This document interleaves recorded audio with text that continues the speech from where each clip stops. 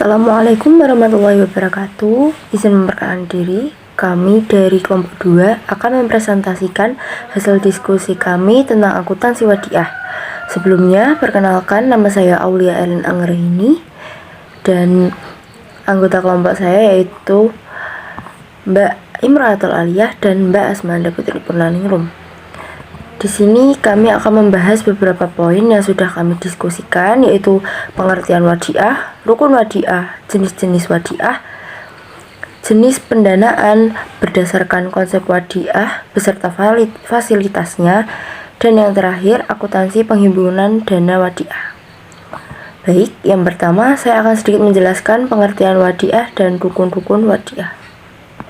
Pengertian wadiah. Al-wadiah memiliki arti secara etimologi yaitu titipan murni atau amanah. Sedangkan menurut Harun dalam Widyasari, secara terminologi dapat didefinisikan seperti yang dikemukakan oleh ulama Hanifiyah mengartikan wadiah mengikut sertakan orang lain dalam memelihara harta, baik yang diungkapkan secara jelas ataupun secara isyarat. Menurut ulama Malikiyah, Syafi'iyah, dan Hanabilah mengungkapkan bahwa wadiah merupakan mewakilkan orang lain untuk memelihara harta tertentu dengan cara tertentu. Menurut At-Thayyar et al. Dalam Afif, wadiah sebagai pemberian kuasa oleh penitip kepada orang yang menjaga hartanya tanpa kompensasi atau ganti rugi. Maka wadiah merupakan suatu akad yang bersifat tolong-menolong sesama manusia untuk menyempurnakan amanat. Secara fikih bahasa, barang titipan atau al-wadiah ialah sesuatu yang ditempatkan bukan pada pemiliknya agar dijaga orang lain, sehingga lebih ditekankan pada makna pemberikan itu sendiri. Pengertian wadiah juga dapat diartikan sebagai titipan dari satu pihak ke pihak lain, baik individu maupun badan hukum yang harus dijaga dan dikembalikan kapan saja penyimpan menghendakinya. Yang kedua yaitu rukun wadiah. Setiap perjanjian yang dilakukan oleh umat Islam harus memenuhi syarat dan rukun. Jika salah satu rukun suatu perjanjian tidak terpenuhi, maka perjanjian tersebut batal atau tidak sah, seperti halnya iman seseorang yang harus dilandasi dengan rukun iman.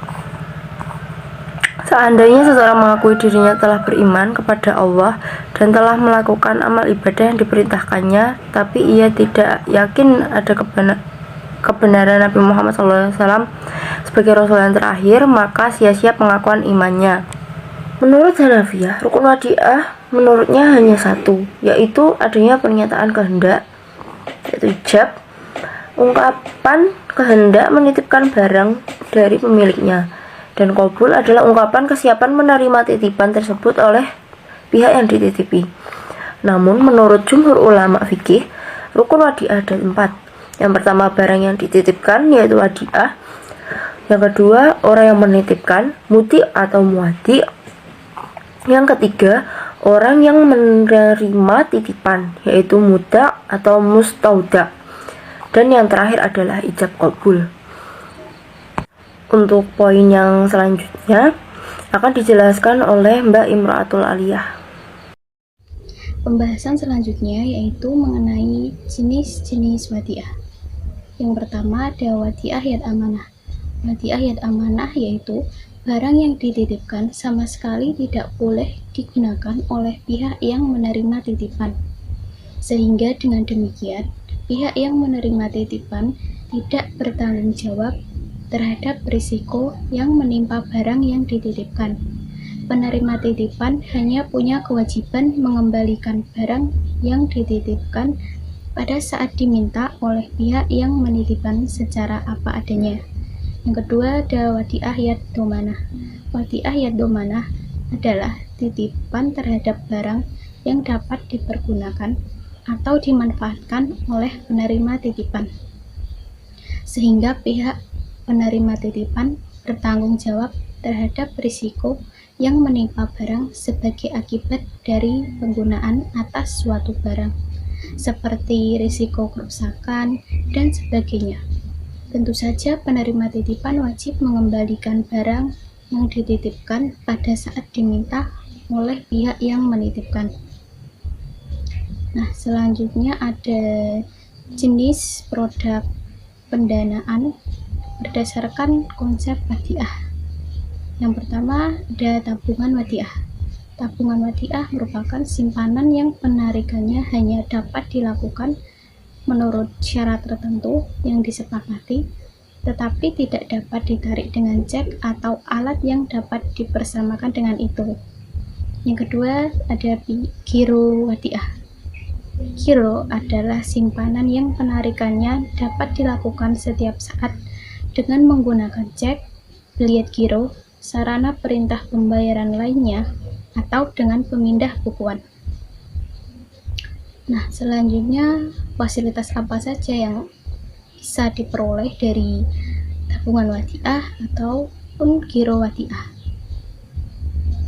Yang pertama, fasilitas yang diperoleh dari tabungan wadiah yaitu diantaranya menggunakan buku atau kartu ATM, minimum setoran saldo pertama dan saldo minimum yang harus dipertahankan, tabungan tidak terbatas dapat ditarik sewaktu-waktu. Pembayaran bonus dilakukan dengan mengkredit rekening tabungan. Kemudian fasilitas yang bisa diperoleh dari giro wadiah yaitu pertama, kepada pemegang rekening diberikan buku cek untuk mengoperasikan rekening. Kedua, ada minimum setoran awal dan diperlukan referensi bagi pemegang rekening. Ketiga, calon pemegang rekening tidak terdaftar dalam daftar hitam dari BI atau Bank Indonesia. Keempat, penarikan dana dapat dilakukan sewaktu-waktu dengan menggunakan cek atau instruksi tertulis lainnya. Selanjutnya, akuntansi penghimpunan dana wadiah. Berikut diberikan beberapa contoh transaksi wadiah, baik giro wadiah maupun tabungan wadiah, dan jurnal-jurnal yang dilakukan. Contoh, yang pertama, pada tanggal 1 Agustus 2008, diterima setoran tunai pembukaan giro wadiah atas nama Kohar, sebesar 20 juta rupiah. Atas transaksi tersebut, Bank Syariah melakukan jurnal sebesar berikut, yaitu kas 20 juta rupiah, giro wadiah atau rekening giro Kohar 20 juta rupiah. Dari jurnal di atas akan mengakibatkan perubahan buku besar dan posisi neraca sebagai berikut. Pada buku besar, tanggal 1 Agustus, keterangan rekening Kohar jumlah sebesar 20 juta rupiah. Neraca per 5 Agustus 2008, pada aktiva kosong pasifa uraian kewajiban giro wadiah jumlah sebesar 18. Selanjutnya, rekening giro Kohar. Perubahan saldo buku besar giro wadiah sebagai akibat dari penambahan saldo rekening individu atas nama Kohar yang dapat digambarkan dalam perkiraan sebagai berikut.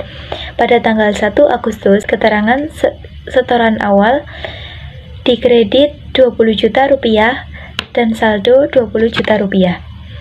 Selanjutnya, akuntansi penghimpunan dana wadiah. Contoh yang kedua, pada tanggal 5 Agustus 2008, Kohar melakukan penarikan giro wadiahnya melalui ATM sebesar 2 juta rupiah.